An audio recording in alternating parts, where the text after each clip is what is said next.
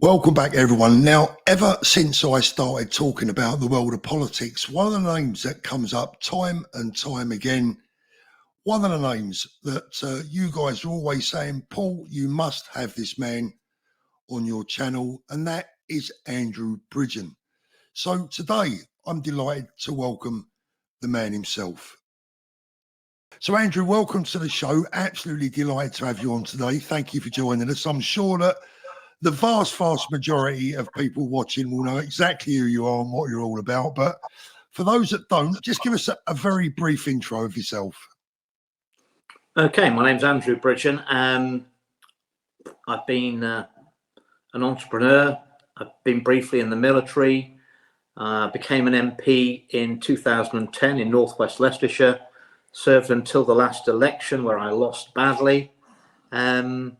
I've spoken out and exposed, was the first MP to speak out really on the post office scandal and the, unfortunately for the government, the Michael and Susan Rudkin, the chief of the chair of the National Federation of Sub Postmasters, whose wife was falsely accused of stealing £44,000 from her post office, was my constituent. So 14 years on that. I fought on the infected blood. I opposed HS2 from the beginning, which would badly affect my constituency. I'm actually the only MP had to sell his house to HS2 as well, which they paid me £500,000 less than it owed me. Of course, I exposed the modern slavery in Leicester, in the garment industry, in the fashion industry. And given that my degree was in biological sciences with biochemistry, specialising in genetics, virology and behaviour, I had a lot of interest in the lockdowns, the psychology behind that, and of course the safety and efficacy of the vaccines. Yeah. I think I was saying in the intro that of all the people I've had on my show, you are probably the most #1 requested, and I think you've just shown us why. Yeah, obviously, over 14 years as a member of Parliament, and I came in as a very, very successful local businessman, trying to make things better for North West Leicestershire and the country. I was never supposed to be an MP because Cameron said that I couldn't win North West Leicestershire, and they never gave me any money. But I used my own money for the leaflets for that election and won handsomely. Yeah. I didn't come through, and also I was selected as the candidate in North Leicestershire by open primary by the people, not by just the local party. You see, so I think it's very telling they never use that system after me. Let's get right up to date, because I've got some questions here that I know the viewers are going to want me to ask you. First of all, what do you make of the current state of the Conservative Party as it is today? Well, it is a state. I've got no confidence whatsoever in the party system. The party system has been corrupted. They are merely the illusion of choice in our so-called democracy, where democracy, it comes from the old Greek, and demos is the people and kratos is the power. Well, I'd ask your viewers and your followers, I mean, how powerful do they feel? I think we've moved to a position where the politicians have forgotten that they serve the people. Yeah. Absolutely. We're not. MPs are there to serve the people who in their constituencies. They're not their masters, and that needs to be brought back. But the party system, the problem is the party system rewards people who serve their party, not the public, and that's wrong. It's just so wrong. So if you do the right thing for your people, you're never going to get anywhere in politics. That's because the party system is corrupted. The Conservatives did nothing conservative. After the election in 2019, I mean, my majority went up to 20,400. I had 63% of all the votes. I'd led the Leave campaign for the East Midlands as well, and we voted 59% in the East Midlands to leave the European Union. My own seat in North West Leicestershire voted 61% on an almost 80% turnout in that referendum. And the people will vote if they feel it's important enough. But but the Conservative Party had done nothing, government had done nothing conservative, and it was the government with the biggest majority in all the years I've been in Parliament. It had an 88 majority at the beginning. That was thrown away, and now you're going to have an authoritarian Labour government. Who would have thought that you'd have a Labour government taking away old age pensioners' winter fuel allowance at the same time as next month allowing energy prices to rise by almost 10%. Yeah. So you had a Conservative Party who didn't do anything conservative when they're in government, and you'll have a Labour Party who are going to be doing bizarre things. And the truth is, Paul, that they're all serving the same master. Yeah. I'm afraid our democracies, and this is not just a UK problem, it's all around the world, have been usurped by very, very wealthy individuals, massive corporate interests, corporations with more power than nations, and that's very, very dangerous. And that's where we are. So the last general election, Rishi bailed out. It wasn't a race between the blue and the red team for the finish line. It was a baton handover. Yeah. When all the horses in the race are owned by the same people, they don't mind who wins. It's just a pantomime of the illusion of choice. Whereas on all the big things that are going to affect our lives, whether they sign up for the WHO, which Labour will, World Health Organization's pandemic treaty and the amendments to international health regulations, the efficacy and safety of the messenger RNA vaccines and the COVID-19 vaccines, and the ones that they're bringing in now, net zero, which is one of the biggest cons they've ever had on the public, their view of the war in Ukraine and in Gaza, they're all on the same page. Then nothing changes. They have to invent a reason to have an argument in the House of Commons for any difference. I can imagine they do. I wanted to ask you, Andrew, is that I think we all knew that Starmer was going to be bad. Everyone was warning before the election, look, guys, if you vote Labour, you know what you're going to get. We knew this was going to be bad, but I've got to be honest, I didn't think it would be as bad as quickly as it's become. Would you have predicted they would have been this bad this early? Yeah, well, you've got to remember, think about what Blair did. If you look back now with hindsight, which we didn't have then. Yeah. Do you remember what was the first piece of legislation he put through in '97 after he formed a government? It wasn't in his manifesto. Yeah. He took the death penalty out of the Treason Act. They knew what they were going to be doing. Why would that be your number one priority when you come into government? Yeah, that's a good point. That's a very, very good point, and it's a weird one to remove as well, right? Yeah, absolutely. You thought that wasn't a burning issue at the front of the nation's minds, was it? And he's got a massive majority, and I also predicted that with that majority, I saw an interview, and it was the real Keir Starmer, and it was an interview with his co-director at the DPP of Public Prosecutions, Department of Public Prosecutions. And of course, see, Starmer, I was in Parliament for 5 years before Starmer came in, because he didn't come in until 2015. So he implemented all of Cameron and Osborne's austerity measures. And his co-director said that he did it with massive enthusiasm and vigour. And he made people redundant regardless of their personal circumstances and whatever their pleas were. Said he was ruthless, and he is an authoritarian Marxist, and he follows his orders. And anyone that thinks that Rishi Sunak was running the country when he was Prime Minister, that's not right. And if anyone thinking that Keir Starmer is running it now, and I will tell you, there were so many strange things when I got into politics and before I realised what was really going on, and it always felt like a conspiracy, because all the good legislation that could have helped people, you just couldn't get it through. And the bad stuff, I did say that, I came into politics to try and make things better for North West Cheshire and for the country. And I spend most of my time, because we were always on the government benches, until I was thrown out of the Conservative Party. I was spending all my time trying to stop bad things happening that were being inflicted by my own party on the country.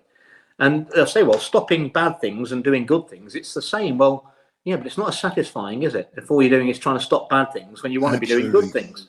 And I said to Cameron and Osborne in 2011, and I didn't have a good relationship with those two characters, I can tell you. I said, well, you're supposed to be these brilliant politicians. I said, we don't really need politics. All we actually need is policies that improve the lives of our constituents, make them feel happier, more secure, better paid jobs, raising living standards, better prospects for their children.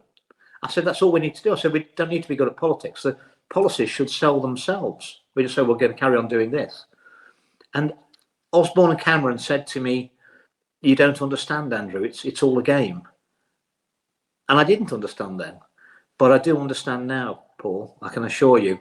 And there's so many times I said to my staff over 14 years, or until probably 4 years ago when we realised that this just doesn't seem right. And you always thought it was a conspiracy. But then I looked at the people, Osborne and Cameron, Theresa May, Boris Johnson, and they weren't good enough to run a conspiracy. They weren't good enough. It had to be cock up because these people couldn't run a bath. Yeah. But it's only then when you realise that they're only the puppets and it's not their conspiracy, then it all drops into place. Yeah. But I mean, what pleasure can there be in being Prime Minister Starmer when he has to wait for his phone call to tell what things he's going to have to inflict on the public next? And of course, what he did straight away is exactly what I predicted. The first vote, 7 of his MPs, experienced MPs on the Labour government benches, the Labour benches, voted against him. He suspended them immediately. Yeah. So the message he's put out there is very similar to what the Conservatives said to me. MPs are supposed to speak without fear or favour in the interests of their electorate. Well, there's a lot of fear and a lot of favour in that House. They offer you a lot of incentives to go against the interests of your public. And if you don't do that, then they get a big stick out. And of course, if you're going to be suspended, if you don't vote with the government, I mean, so much for every MP be able to vote with their conscience on every issue. You can do, but you'll be thrown out of the party, either it's Conservative or Labour if you vote against them. And of course, Starmer could suspend 100 of his MPs. He'd still have a massive majority. And he's effectively what you've got now in our Parliament is a dictatorship where whatever Starmer says, he's going to ram through the House of Commons. The Conservative Party are pretty much irrelevant at the moment as far as the public are concerned. They're devastated from the election losses, which were far bigger than they wanted. And have you noticed how happy Rishi Sunak looks now? He's not Prime Minister. He got exactly a big weight off his shoulders. Yeah. Well, also he delivered exactly what his masters wanted. He's given the authoritarian Starmer. You never would have got, and I would never have voted for it, but I mean, you wouldn't have got through Parliament removing the winter fuel allowance. But the first thing Starmer did was remove the winter fuel allowance because he can do. And this is supposed to be the caring one vote, Labour Party. Yeah, one vote against, wasn't it? One vote. One voted against. There are about 50 abstentions. Yeah. But what you remember is a vote in the House of Commons, an abstention's worth one vote. If you actually abstain of voting with your party and vote against them, that's a 2-vote swing, isn't it? Mm. Yeah. So abstaining, okay, you didn't vote for it, but it's nowhere near as effective as voting against it because that's a 2-vote movement. Yeah. Where are you standing politically at the moment? What's in your mind right now politically? Well, I don't think we're not this illusion of the politics of right and left.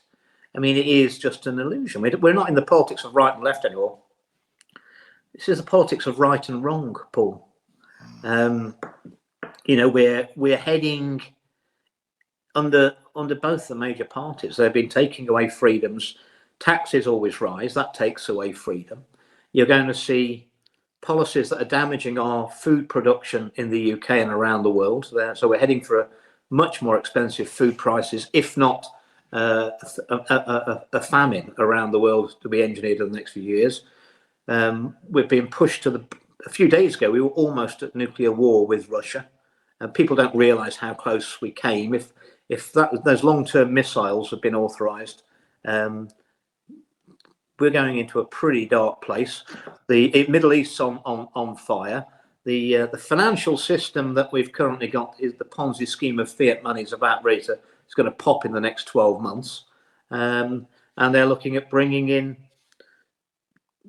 digital ID and digital currency, along with a surveillance state, which will bring in a social credit scoring system. Yeah. And people are now, being locked up for old age pensioners being locked up for waving their hands at a police dog. Yeah, I was going to ask you something on Facebook. I was going to ask you about that. What did you make of the recent situation and some of the sentencing? Well, I've actually spoke with a retired judge at the weekend about it, and she wishes she was still on the bench so she could resign over it, because it's just unbelievable. You've got paedophiles getting suspended sentences, people with high profiles who were in possession of category A images. That is infants. And they were distributing them. And then you've got someone who's no criminal record at all, who's reposted something on Twitter, getting a custodial sentence. Well, it's about fear and intimidation, I'm afraid. And people I already know in Northwest Leicestershire, they're telling me, we'll have to be careful now what I post on social media. So they're getting people to censor themselves. And it is very much Chairman Mao's Book of Revolutionary War. On the inside cover, Paul, it says the founding principle is kill one, intimidate a nation. So imprison one person and intimidate everyone else to, we've got to be careful what we put on social media. Without free speech, there is no freedom at all. Absolutely.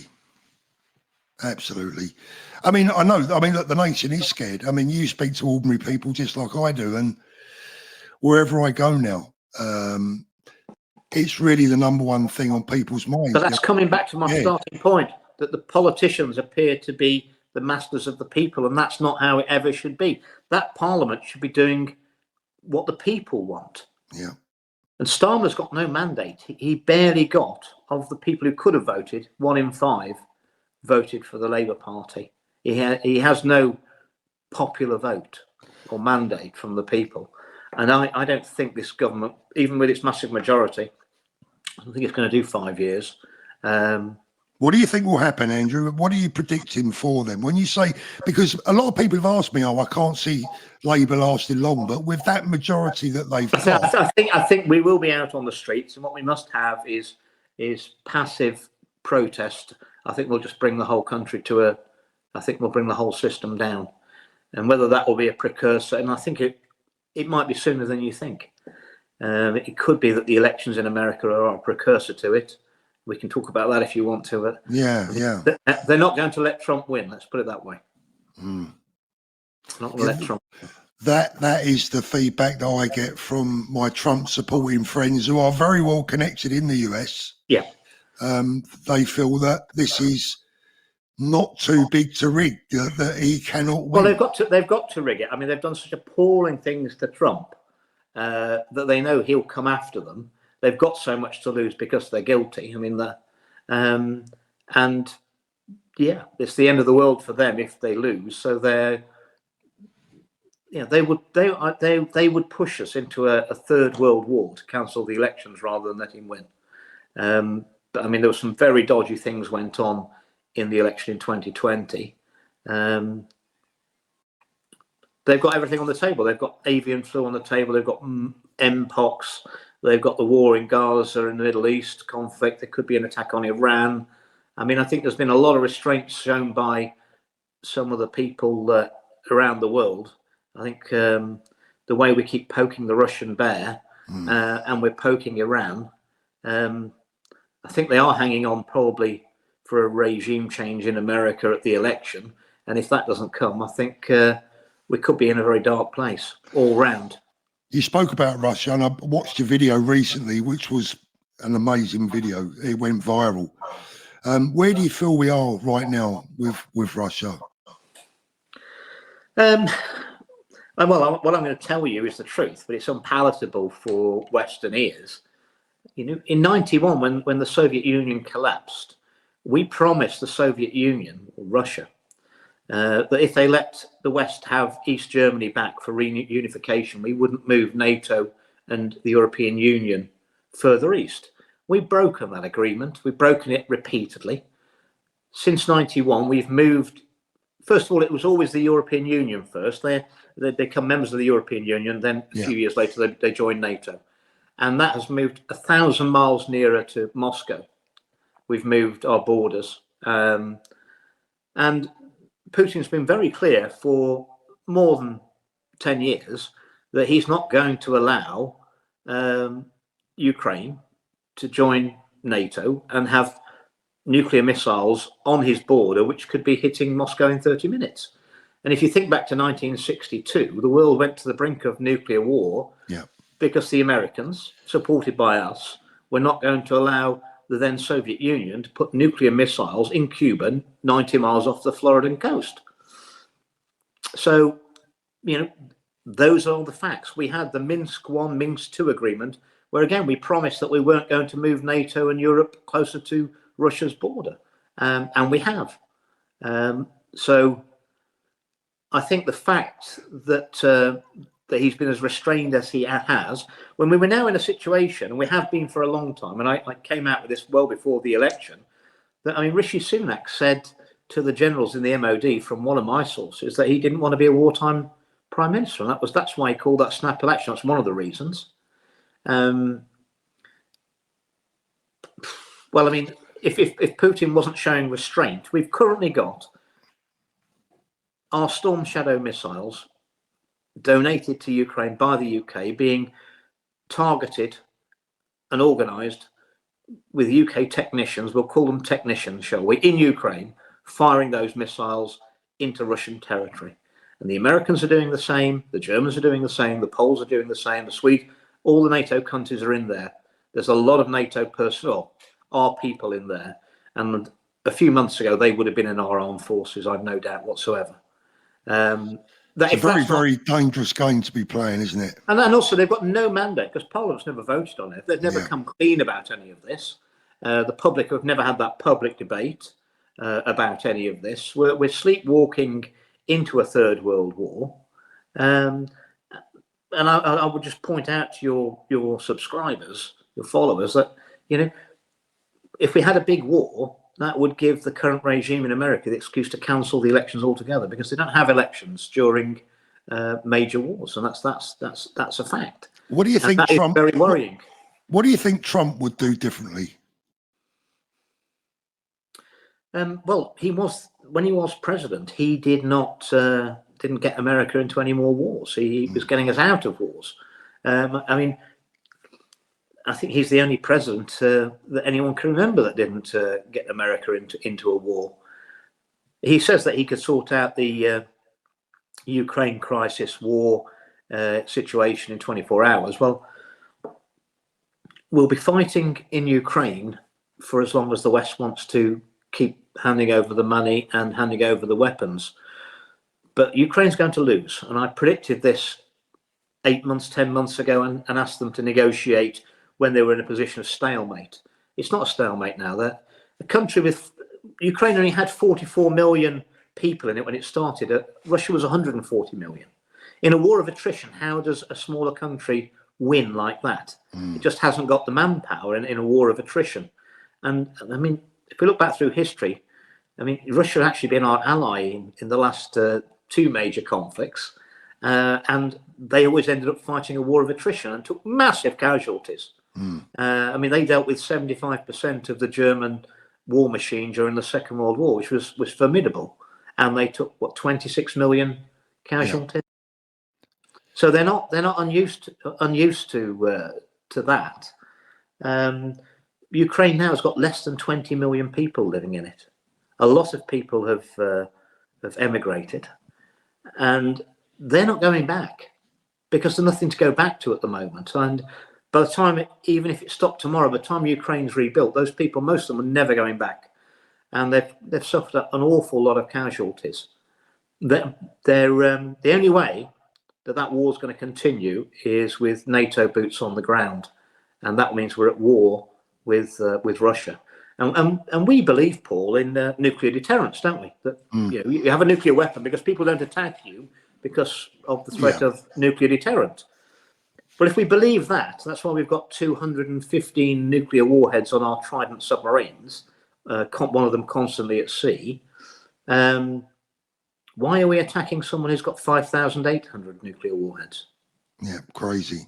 This is crazy. I mean, we're throwing everything we believe in a way, and they're not squaring it with the people. Well, this is the thing. This is the thing, isn't it, Andrew? It's like I'm sure that 99.9% of us will be going, not in my name. No, and if our policy is we're going to fight to the last Ukrainian, that's really good. And it's not good for Ukraine. They were never going to win this type of war, no matter what weapons we send them. I saw a report some months ago that Russian shell production, what we actually done is put the Russian country onto a war footing. Their armed forces is going to be 1.4 million, 1.5 million now because they've mobilized so many. And their shell production, they fire 152 millimeter shells against ours are 155 in the NATO spec. They can produce 7 times more of those than the total capacity of NATO. Wow. 7 times more a week. I mean, we've put them on a war footing. And they've been there for a long time. Anyone that says that, if we don't stop Putin in Ukraine, he's going to invade us. Look, Russia's already the biggest country in the world, right? It's got the most resources in the world. Why would you want to invade Britain with all our problems? I don't think he wants any of that. He doesn't need any of that. This is ludicrous. He's already the biggest country in the world. What does he need? What he doesn't want is he doesn't want NATO nuclear missiles and forces on his border in Ukraine. He's been very, very clear about that. Ukraine needs to be neutral. I'm afraid if they'd been negotiated some time ago, we could have got a better deal for Ukraine. It's going to be a worse deal now. They're going to have to give a lot of territory away, and the rump of Ukraine will have to end up being neutral, or I believe we're going to be going into a third world war. But it won't be Rishi Sunak and Keir Starmer's children that have to go and fight that, because all that wars do is historically they feed the bankers and the very rich, and they bury the poor, and I don't think we need to go there. Well, that's some statement. You're going to set the internet alight again. Well, it's an unpalatable truth, isn't it? Exactly, and the truth can often be unpalatable. I mean, look, going back to the United Kingdom for a moment, is there any chance that we can become united in the UK? Do you ever see a united Britain in the future? Yeah, I think we're going to have opportunities because it is going to get a lot worse. There's, as you say, the Starmer's crackdown on free speech. They'd probably like to cancel Elon Musk's platform X. They hate the fact that they can't regulate it. It's clear, that I mean, I'm on your show here and we'll be on social media, but I mean, when was the last time I was on the BBC? That was when I spoke out first of all in December 2022 to stop them vaccinating the babies in the UK, the under 5s, with these experimental vaccines, which I did. And I remember the BBC asked me and said, "Why are you willing to sacrifice your career on the hill of vaccine harms?" And I told them that's because that's the hill they're killing my people on. And that you've never heard from them since?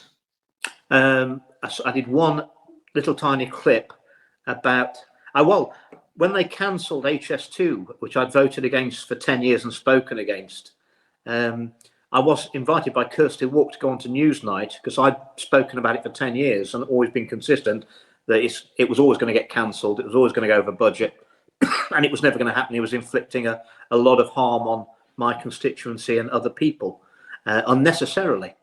And they did actually ring me up and say, it's been cancelled today. Can you come on Newsnight tonight? And I said, yeah, of course I can. I've spoken on it on that programme with her probably 5 times over the last 10 years alone. And they cancelled me an hour before, saying, no, we don't want you on. They didn't want to give me another platform where there was something I'd campaigned on for 10 years and was proved right, not with the current vaccine situation. Because they want to cover that up for 20 years, as the party told me before they expelled me. So, I mean, look, politically, we need people like you in Parliament. That's very clear, very obvious. And I asked you a minute ago, you know, how do we and can we unite the UK in the future? Yeah.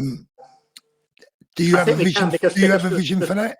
Well, there's going to be some challenges. We're going with the Labour Party. This Labour government are going to sign us up to the WHO Pandemic Treaty and amendments to the International Health Regulations, something which we only ever debated in our Parliament because of public petitions to get those debates. There were never any votes on it.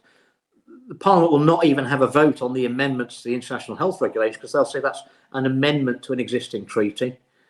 This is a massive giveaway of sovereignty. We'll be under the unelected, unaccountable, non-tax-paying, immune from prosecution World Health Organization, which is 86% funded by external corporate and private interests like Bill and Melinda Gates and donations from the Chinese Communist Party. And what could possibly go wrong? Abdicate. And any politician, elected politician, they're giving away sovereignty that belongs to the people. This makes a mockery. I mean, this, compared to being in the European Union, joining the WHO and coming under their rules, will makes the European Union look like a paragon of democratic virtue by comparison. We're also, if you remember, and I'm the only one talking about this, but this will be proved right, unfortunately, another unpalatable truth. Starmer's manifesto says they're going to have a security pact with the European Union. So it says in there. Now, we don't need that. We're in NATO. That's going to be America, Canada, and Europe. So why do we need to have a security pact with? This is the only deal on offer is what the European Union are enforcing across the European Union, which is called the Defence and Security Union. That's the only deal that's available. Starmer is actually going to take us into that. That will give the European Union, and bear in mind, we were told during the referendum campaign in 2016, there's no such thing as a European army, there's no plans for a European army. Technically, that's correct, because the European Union are going to take control of everybody else's armies. Yeah. So there won't be a European army. It's just that the Belgian army, the French army, the German army will be under the control of the European Union. So technically, Clegg was technically correct, but he was so disingenuous that it was certainly a lie. Well, Starmer's going to take us into that. And this is what it is. And nobody wants to talk about it. Reform don't want to talk about it. The Conservatives don't want to talk about it. Labour don't want to talk about it. What that union is would give the European Union control of the British Army, Navy, Air Force, MI5, MI6, GCHQ, access to the Five Eyes, our nuclear deterrent, and also control of our local police forces. That's the Defence and Security Union. That's what Starmer's going to take us into. And of course, he'll say, but and we're not rejoining, you know. We haven't rejoined. But I mean, how could you ever be a sovereign nation who gave away those powers, including control of our local police? Yeah. Paul, we're heading into very, very dark times, and I you know. Do you have any political ambitions now? And if so, where would they be? I mean, we need people like you. It's as simple as that. The system we've got is not serving the people. People can see that. We need a new system. Yeah. If it were up to me and I had the power, I'd get rid of the House of Lords tomorrow. They've done nothing to protect the public and the nation. That is just a receptacle for political people who've played the party game, and they're the people who could speak out. They don't even have to stand for re-election. They could be the conscience of the nation, the guardians, and they've never have been. So I'd get rid of them. I think we need a parliament that's much smaller, I think it probably needs to pay MPs more, but won't cost the country anymore. I think we should double the size of constituencies, halve the number of MPs, no external interest whatsoever while you're an MP. Can't have any other jobs. That's what you have to do. I think we should have that Parliament proposing legislation and bring democracy back to the people by moving to the Swiss model of direct democracy, where every 3 months we have a public debate and all the laws that are proposed are actually voted on at a referendum by the people. And it has to make a certain threshold of support, and it can be voted against, obviously, and voted down. I think you'd see much better legislation and to be less legislation as well. Absolutely. And anyone who thinks that legislation, I mean, if just passing laws made the country better, in the big tower at the far end of Parliament, opposite Elizabeth Tower, where the clock is, Big Ben, it's called Victoria Tower. There's 4 miles of shelving in there with laws in books and rolls. And I've been up there, and they're stacked this high, the shelves on. There's 4 miles of shelving. And they lost a whole lot before 1485. They lost those in a fire. So, I mean, if just passing laws made the country better, we've got enough laws. We've got enough laws. That is not the answer. We'd have the best country in the world by a long way, because we've got more laws than anybody else. Legislation is seldom the best option anyway. And I think we ought to have at least one session of Parliament every parliamentary term of getting rid of some laws that are no longer required on the statute book. I think one of the best things I ever did in Parliament was about 9 months I spent on pre-legislative scrutiny and on the bill for the deregulation bill 2014. Oh, that's when I got the decriminalisation of the TV licence in as a call. Yeah. And then Osborne sold me out. The story behind that is that Osborne sold me out and got the BBC employees in the House of Lords to vote it out at the House of Lords stage. But he did a deal with the BBC, saying, you see, that's why he made the BBC take on the liability for the over 75s concessional licenses. That's what Osborne threatened them with. Otherwise, I'll let Bridgen bring in the decriminalisation, which will stop you from forcing people to pay your TV licence. And of course, then the BBC reneged on that after about 3 or 4 years, and then now we've got the over 75s paying. You see, but that's what a duplicitous place Parliament is. You see, they've really come under attack, haven't they, in recent times? The seniors at the BBC. No, our senior citizens, the elderly. Oh, well, this is nothing like that they're becoming under now. I mean, what message are they sending? You know, we're going to let your energy bills go up 10% and take your winter fuel allowance off you. Anyone would think they wanted them to die of hypothermia. Yeah, shocking. I mean, it's evil. It's beyond evil. It's beyond evil. Angela, you clearly got so much to offer. Still, so much to offer. Do you have any plans to get back in politically in any way, shape, or form? I mean, like I've already said it, we need people like you. So what does the future hold for you, do you think? Well, I've got to sort out a few things first. I'm currently in 6 lots of litigation, which I need to sort out. That's the way they keep you occupied. It's fair to say, Paul, that since the election, and I will say there was a lot of anomalies around my election in Northwest Leicestershire, let's put it that way, which we're looking into. A lot of anomalies. No, they're currently. I should feel flattered that the establishment are attacking me as vigorously as they are now. But I need to sort a few of those things out. I'm still going to be politically active. I'm speaking at loads of things all over the country. I've been invited to other countries to go and speak. And our time's coming, because in the next 6 months, I think if the people don't stand up, we're heading into a trap, a digital trap with a digital ID, which Tony Blair keeps talking about. He wants the digital.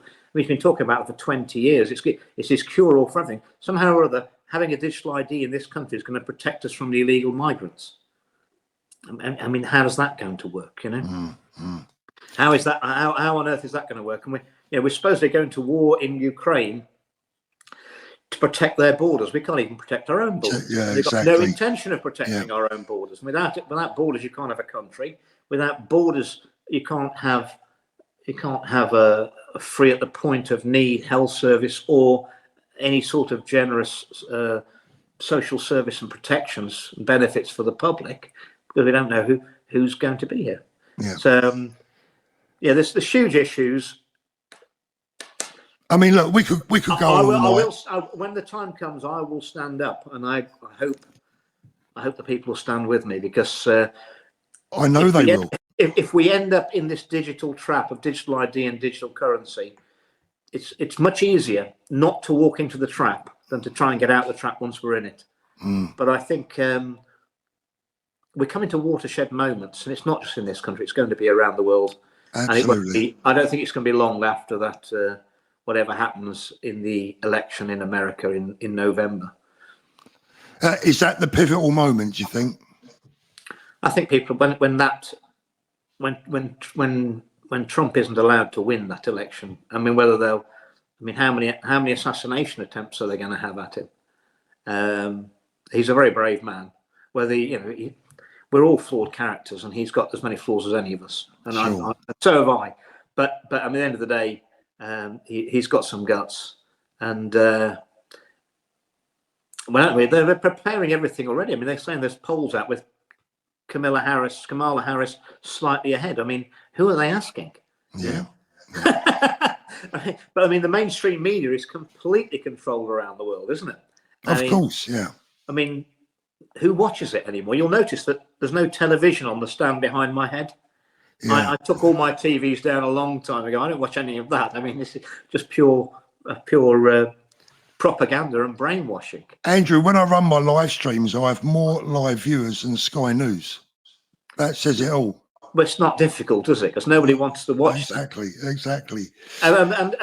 And by buying in and being bought by those same corporate interests that have taken over our politics, they've actually hastened their own demise, because people can see. I mean, I think it was Malcolm X that said, before they killed him, he said that the media have the most power in the world because they have the ability to make the guilty innocent and the innocent guilty. And that's the truth, isn't it? It very much is the truth. And that's what they're doing right now. Exactly. And it's no more demonstrated than the fact that, well, I'll share with you a little bit of something which will